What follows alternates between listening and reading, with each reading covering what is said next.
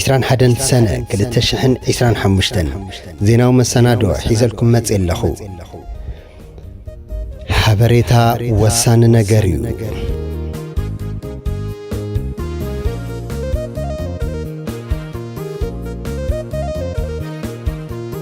نايلوم معنت زين عالم كم سعبيه كتكتاتلو كسع موداتا يقدمكم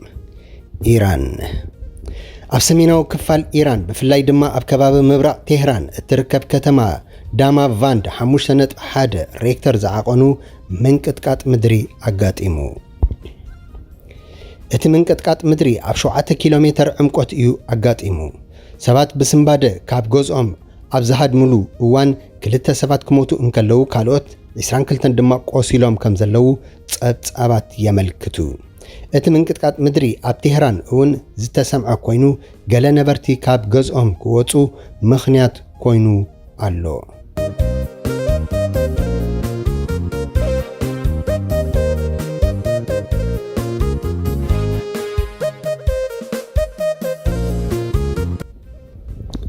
إسرائيل سعودن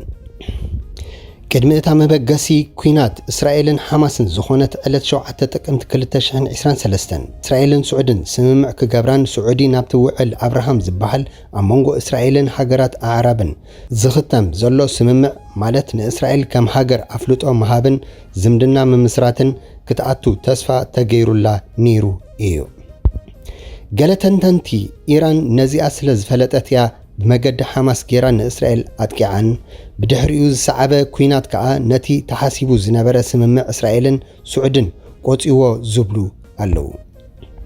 قدامي منيستر إسرائيل بنيامين نتنياهو حقرو مسجلة كابتن إسرائيل كم هاجر أفلوتو زي هابا هاجرات أعراب زي وقعوي زمدنا كم زلوا قاليتو يفلت إيو أشوعات مسكرم كلتشان 10 بانقع عرب مدب التقرب مدب راديو إسرائيل حدا أمير سعودي بمستقير ناب إسرائيل متيو مس سبسلت عن إسرائيل بزعبا زوباو سلامن تتتان زاتيو إلى حبيرة نيرا حدا سموخ قال زيدا ليه إسرائيلاوي بعل سلطان اتي متيو زنابرة سعوداوي أبال نقصاو سدرابيت بعلو اتورا سعارات لعل محمد بن سلمان مخانو ني AFP حبيرو حدا الكهلج أونلاين اتباهلا مربب حبريتا بقديو عبتكمت كلتشان 18 سعود نسلام مسارح زخونوان نبرت بكلتا 250 مليون دولار كاب إسرائيل كم زعدقت تغيسو نيرو ولاكوا وراس عرات سعودي إسرائيل نابتو قدمي شانشعات 267 زنبرت دوب كتملس اللوا زبل انتخونا أبحادة كالمتايا إسرائيلاوين عم مدروم بسلام كنبرو اللوهم بمبالو كمتم نهلونا إسرائيل زي أمنو كم زي كونا يقلد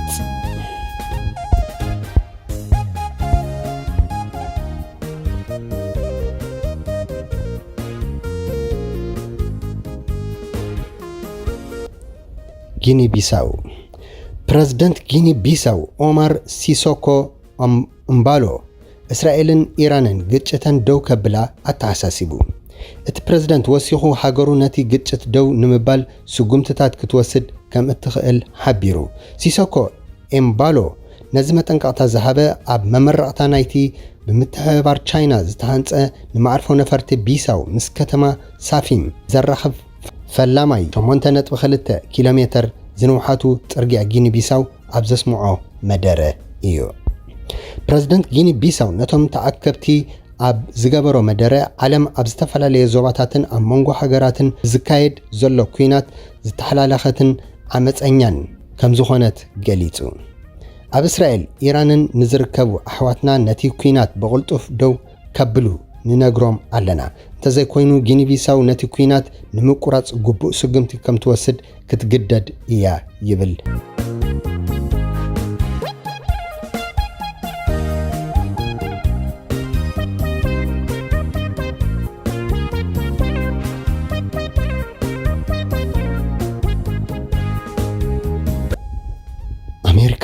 ኢትዮጵያን ፕሬዝዳንት አሜሪካ ዶናልድ ትራምፕ ነቲ በዓቢ ግድብ ህዳሰ ዝፍለጥ ኢትዮጵያ ዝስራሓቶ ዲጋ አሜሪካ ብዕሽነት ዝመወለቶ ዓቢ ግድብ ኢትዮጵያ ክብል ገሊጽዎ እቲ ፕሬዝዳንት ትማሊ ኣብቲ ባዕሉ ዝውንኖ ትሩዝ ሶሻል ዝበሃል ማሕበራዊ መራኸቢ ኣብ ዘርግሖ ጽሑፍ ኣሜሪካ ብዕሽነት ዝሓገዘቶ ግድብ ኢትዮጵያ ወሓዚ ማይ ናብ ፈለግ ኒል ኣጉዲሉ ክብል ጽሒፉ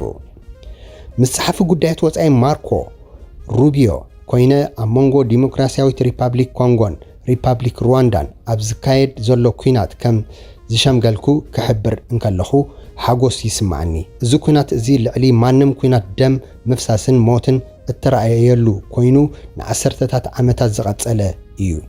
ወከልቲ ሩዋንዳን ኮንጎን ጽባሕ ሶኒ ናብ ዋሽንግተን መጺኦም ሰነዳት ስምምዕ ክፍርሙ እዮም እዛ መዓልቲ ንኣፍሪቃ ብፍላይ ብዓብዩ ከዓ ንመላእ ዓለም ዓባይ መዓልቲ እያ ብምባል ወሲኹ ገሊጹ ኣብ መንጎ ህንድን ፓኪስታንን እተኻየደ ኩናት ደው ብምባለይ ሽልማት ኖብል ሰላም ኣይክዕወትን እየ ኣብ መንጎ ሰርቢያን ኮሶቮን እተኻየደ ኩናት ደው ብምባለይ ሽልማት ኖብል ሰላም ኣይዕወትን እየ ኣብ መንጎ ግብፅን ኢትዮጵያን ሰላም ብምምጻእይ ሽልማት ኖብል ሰላም ኣይዕወትን እየ ድሕሪ ምባል ኣስዒቡ ኣብ ሓጹር እቲ ዓቢ ግድብ ኢትዮጵያ ብዕሽነት ኣሜሪካ እተመወለ ኮይኑ ዋሕዚ ማይ ናብ ናይል ቀኒሱ ይብል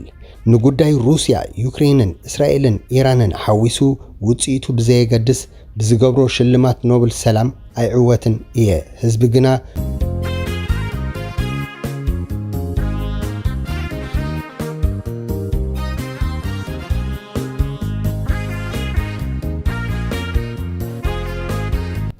እታ ንብረት ናይቲ ብቢልዮነር ኤሎን ማስክ ዝውነን ስፔስ ኤክስ ዝኾነት ናብ ህዋ ክትውንጨፍ ተዳልያ ዝነበረት ዝዓበየት ሮኬት ዓለምና ኣብ እዋን ፈተነ ከም ዝተፈንጀረት ተገሊጹ ብረቡዕ ምሸት ኣብ ደቡባዊ ቴክሳስ ካብ ዝርከብ ናይ ሮኬት መወንጨፊ ንክትውንጨፍ እናተዳለወት ገና ኣብ መሬት እንከላ ዝተፈንጀረት ሮኬት ስታርሺፕ 36 ኣብ ዓለም እታ ዝዓበየት ምዃና ይንገር እታ 9 ሚሊዮን ዶላር ወጻኢታት ከም ዝተገብረላ ዝተገልጸት ሮኬት ክትፍንጀር እንከላ ዝኾነ ሰብኣዊ ጉድኣት ከም ዘየብጽሐት ተገሊጹ ኣሎ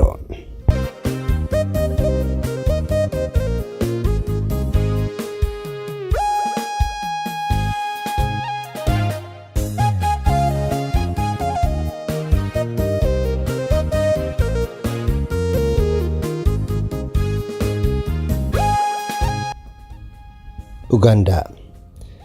ሳፊና እትበሃል ኡጋንዳዊት ንዘመና ሰባት ብሾኽሾኽታ ክዕልሉ እንከለዉ ብዛዕባ መኻንነታ ዝዛረቡ ዘለዉ እናመሰላ ትሽቁረርን ትዳህልን ዝነበረት ሰብ እያ መንኮን ረጊሙኒ ኮይኑ ፈጣሪ ውሉድ ካብ ምውላድ ዝኸልከለኒ እናበለት ብንብዓት ንኣምላኽ ተሓትትን ውሉድ ንክህባ ትልምኖን ነበረት ኣብ መወዳእታ ግና ኣብ መበል 70 ዓመታ መናቱ ክትወልድ በቂዓ ኣላ በዚ ምኽንያት ድማ ኣብ መበል 70 ዓመት ዕድሚኣ ማንታ ቆልዑ ብምውላዳ ኣብ መዝገብ ክብረ ወሰን ጊንስ ኣትያ ኣላ ዝተዳናጎየ ተስፋን ሕልምን ኣለኩም ዶ ይኸውን ኣጆኹም ሕልናኹም ኣይተዕርቡ እቲ ንጸሎት ሰሚዑ ምምላስ ዝከኣሎ ኤልሻዳይ ኣምላኽ ነቶም ዝእመንዎ እሙን ስለ ዝኾነ ብእምነት ተጻራበይዎ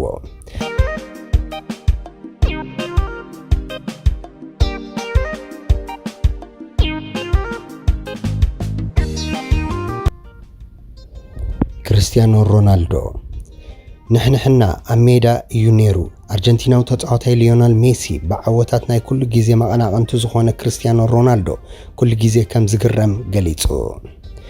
ክርስቲያኖ ሮናልዶ ኣብ ናይ ኩዕሶ እግሩ ህይወቱ ዘመዝገቦ ዓወታት ይገርመኒ እዩ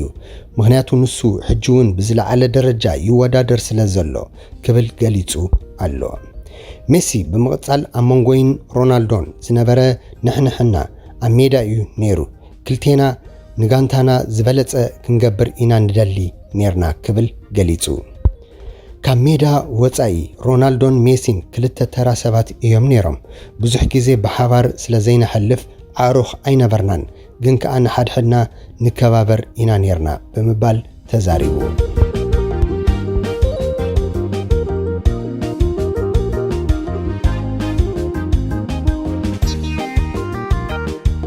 ባርሴሎና ኒኮ ዊሊያምስ ናብ ባርሴሎና ንምግዓዝ ኣብ ውልቃዊ ጉዳያት ምስምማዑ ተገሊጹ እዚ ናይ ክንፊ ኣጥቃዓይ ክለብ ኣትሌቲክ ቢልባኦ ናብ ካቶሊናዊት ክለብ ክሰጋገር ምዃኑ ይግለጽ ኣሎ። ፕረዚደንት ባርሴሎና ጁዋን ላፖርታ ዓብይ ምግዓዝ ወይ ዝውውር ክንገብር ኢና ብዝበሎ መሰረት ንኒኮ ዊልያምስ ናብታ ክለብ ንምምጻእ ምስቲ ተጻዋታይ ውልቃዊ ውዕላት ከም ዝተሰማምዐ ተፈሊጡ ኣሎ። ኒኮ ዊልያምስ በቲ ብክለብ ባርሴሎና ዝቐረበሉ ናይ 6 ዓመት ውዕልን ዓመታዊ ዝተጻረየ 8 ሚልዮን ዩሮ ማሃያን ከም ዝተሰማምዐ ተፈሊጡ ኣሎ። ባርሳ ኣብዚ ሕጂ እዋን እቲ ተጻዋታይ ምስ አትሌቲክ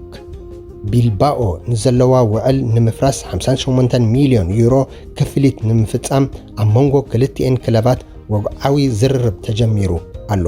ዋላ እኳ አርሰናል ሪያል ማድሪድን ኣብ ኒኮ ዊልያምስ ተገዳስነት ኣሕዲረን እንተነበራ ባርሴሎና እታ እንኮ ኣማራጺት ናይ ዝተጻዋታይ ምዃና ይንገር።